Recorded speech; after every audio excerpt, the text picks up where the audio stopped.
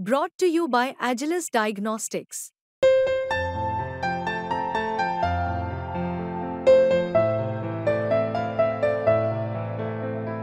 Agilus Diagnostics. रंग सोनेवाले जी,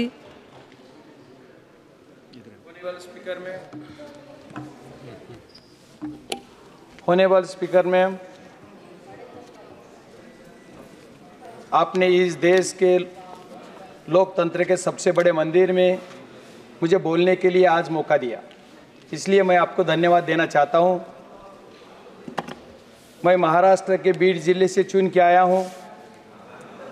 जिले के जनता ने मुझे इस मंदिर में बोलने के लायक समझ के चुन के दिया है, इसलिए मैं मेरे बीड जिले के जनता को धन्यवाद देना चाहता हूं।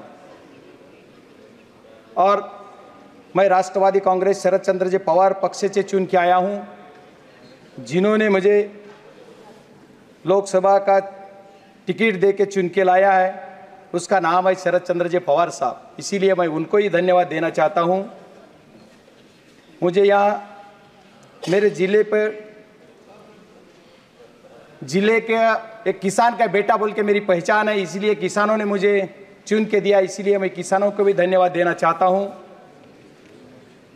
आज आप सबको संबोधित कर पा रहा हूं, यही लोकतंत्र की ताकत है, बाबा साहेब अंबेडकर के संविधान की जादू है।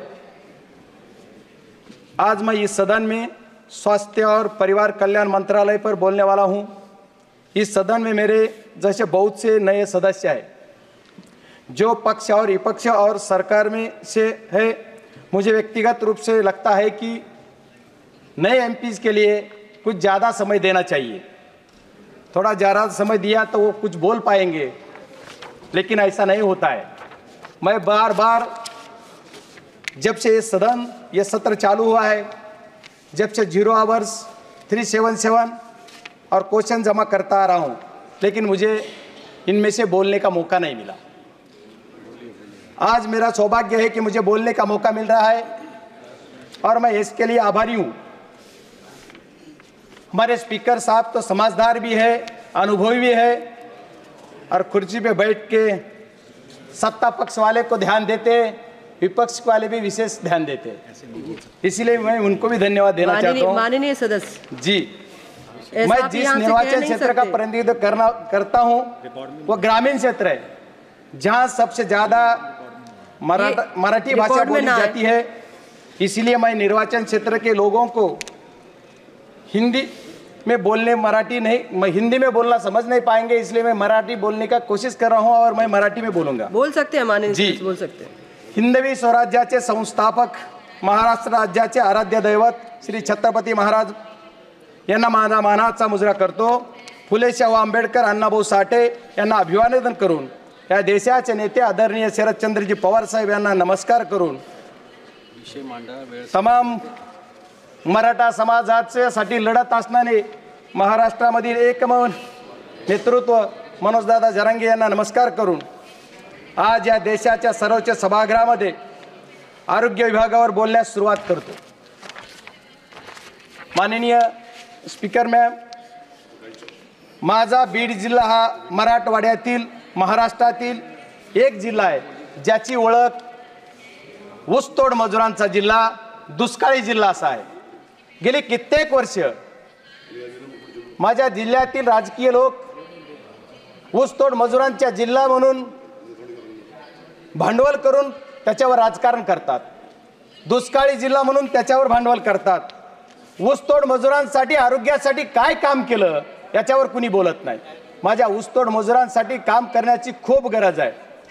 या ऊसतोड मजुरांच्यासाठी महिला असतील, पुरुष असतील, यांना आपलं घरदार सोडून शेतावर जावं लागतं, तिथं ऊस तोडावा लागतो आणि ऊस तोडण्यासाठी त्यांना हातात कोयता घेऊन रात्री अपात्री ऊस तोडावा लागतो, डोक्यावर ऊसाची मुळी घेऊन जावं लागतं। याच्यासाठी कुणीतरी काम केलं पाहिजे आणि याच्यासाठी मायबाप सरकारला माझी विनंती आहे की आपण माझ्या बीड जिल्ह्यातल्या या ऊसतोड मजुरांसाठी विशेष काहीतरी अनुदान, आपल्या या बीड जिल्ह्याच्या निर्वाचन ही जी क्षेत्र माझी याच्यासाठी विशेष काहीतरी अनुदान देऊन विशेष दवाखाना किंवा विशेष काहीतरी मॅडम मला 2 मिनिट दिले, 10 मिनिट आहेत माझ्या पक्षाचे. माझी विनंती आहे की मला बोलू देत, मला विषय माझ्या ह्याच्यावर Complete द्या. करूया. बरेच लोक आपल्या ऊसतोड मजुरांसाठी जातात, याच्यासाठी माझी विनंती आहे आपल्याला की आपण ज्या वेळेस सगळ्या गोष्टी करतो त्यावेळेस माझ्या जिल्ह्यातून या लोकांसाठी माझ्या जिल्ह्यामध्ये आशिया खंडामध्ये पहिलं वैद्यकीय महाविद्यालय आहे अंबाजोगाई येथे. त्या वैद्यकीय महाविद्यालयामध्ये मागच्या काळामध्ये माझ्या बीड जिल्ह्यामध्ये एक जिल्हा रुग्णालय पण आहे. 297 उपकेंद्र आहेत, 83 प्राथमिक आरोग्य केंद्र आहेत. पण याच्यामध्ये स्टाफची कमतरता आहे. याच्या स्टाफ आपल्याला जास्त देण्यासाठी सरकारकडे आपण थोडी सूचना दिलेली पाहिजे आणि सरकारला सांगितलं पाहिजे जेणेकरून माझ्या जिल्ह्याचा प्रश्न मिटेल. बीड जिल्ह्यामध्ये गरिबी या सर्वसाधारण लोक आहेत, यांच्यासाठी सुद्धा काहीतरी काम करायचं म्हणलं तर बीड जिल्ह्यामध्ये खाजगी व कॉर्पोरेट रुग्णालयाची कमतरता कमी आहे. याच्यासाठी तिथं आपल्याला शासकीय व्यवस्था देणं गरजेचं आहे. बीड जिल्ह्याचं ठिकाण असून आपल्या मायबाप सरकारने एक योजना घोषित केली की ज्याच्यामध्ये त्यांनी सांगितलं होतं की जिल्हा तिथं वैद्यकीय महाविद्यालय शासकीय होईल. पण मागच्या काळापासून माझा बीड जिल्हा तिथं शासकीय वैद्यकीय महाविद्यालय झालं नाहीये. त्याच्यामुळे तिथं शासकीय महाविद्यालय झालं पाहिजे ही माझी मागणी आहे. आणि बीड जिल्ह्यातल्या सर्व जनतेला जिथं एक माझ्या तालुक्यामध्ये स्त्री रुग्णालय सुद्धा जिल्ह्याच्या ठिकाणी नाहीये, स्त्री रुग्णालयाची सुद्धा आवश्यकता आहे. मॅम एवढंच नाही तर माझ्या सर्व कॉन्स्टिट्यूटमध्ये जे काही कर्मचाऱ्याची कमतरता आहे ती कमतरता भरून काढण्यासाठी आपण सर्वांना आदेशित द्यावा आणि विशेष पॅकेज देऊन मला महाविद्यालय आमच्या शासकीय महाविद्यालय माझ्या जिल्ह्याला द्यावा एवढी माझी आपल्याला कळकळीची विनंती. मी शेवटचे 2 प्रश्न 2 शब्द मिनिट आपले घेणार आहे. ज्या वेळेस आपल्या ज्याला अंबाजोगाईला जे महाविद्यालय माझं आहे तिथं 50ची विद्यार्थी संख्येची क्षमता असताना जो स्टाफ भरला आहे त्याची आज क्षमता 150 विद्यार्थ्याची झाली. पण तो स्टाफ तसाच आहे. डॉक्टर असतील, नर्सेस असतील, वर्ग 3 असेल, वर्ग 4 असेल, तीच व्यवस्था आहे, ती बदलली पाहिजे आणि माझ्या इथं व्यवस्था जास्त करून दिली पाहिजे. मॅम आम्हाला वेळ दिला जात नाही मला माहीत नाही.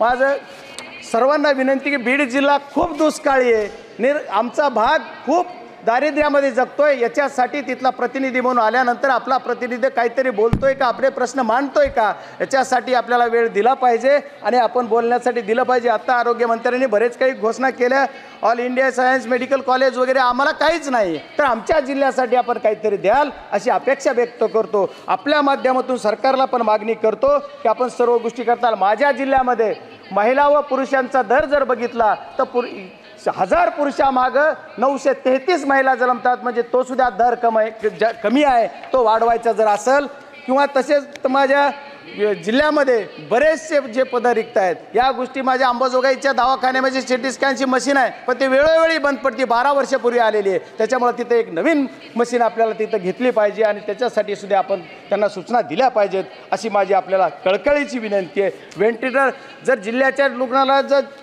जिल्हा रुग्णालयामध्ये गेलं तर जिल्हा रुग्णालयाची एवढी अवस्था बिकट आहे की तिथं CS नावाचा जो अधिकारी आहे, CS जो असतो आपला सिव्हिल सर्जन, ते कधीही बसत नाहीत. एवढंच नाही तर तिथं त्याची जो दुरावस्था बघितली मी ज्यावेळेस निवडून आल्याच्या नंतर. धन्यवाद माननीय सदस्य. धन्यवाद जी. तर त्या वैद्यकीय महाविद्यालयाबरोबर माझ्या दवाखान्याची सुद्धा व्यवस्था करावी ही माझी विनंती. धन्यवाद.